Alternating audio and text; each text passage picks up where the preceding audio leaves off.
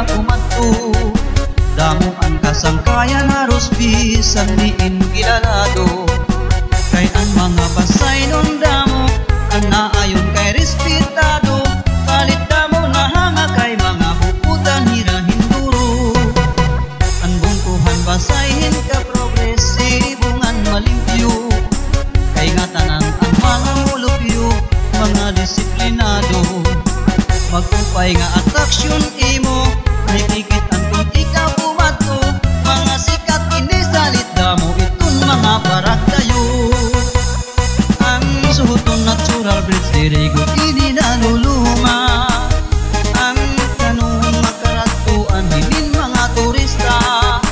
Upod na ang balang takol suhay liwat dito ang pagkarigo. Kandaha ilawod kini ang rawis kay mga makupay ang view.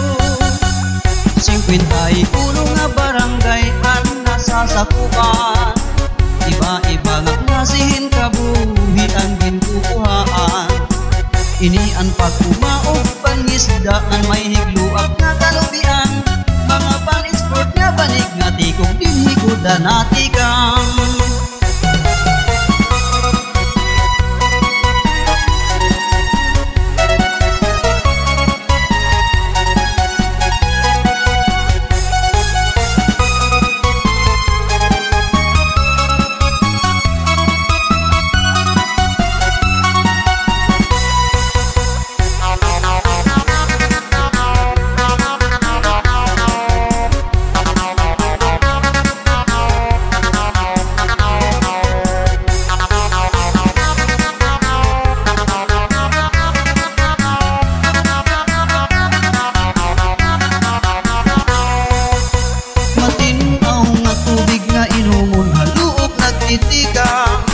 Barang munggay hinamok at pinabista ini ang pangaarat.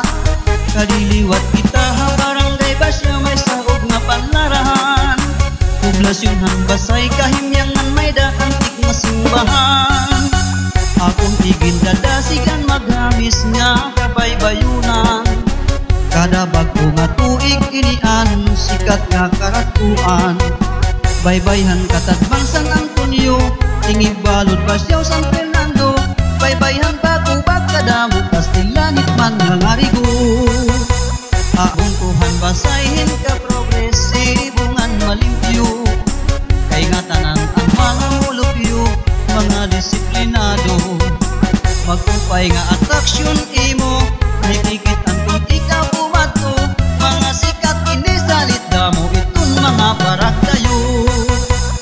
Ang suhuton natural bridge dirigo ini naluluma. Ang tanong makaratuan hinin mga turista.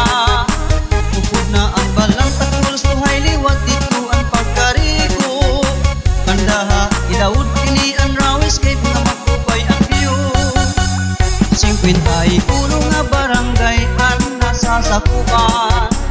Iba-iba nga klasihin kabuhi ang ginkukuhaan. Ini ang pagkumaog pangisdaan may higluak nga kalubian. Mga pan-export nga banig nga tikong dinhiguda natikang.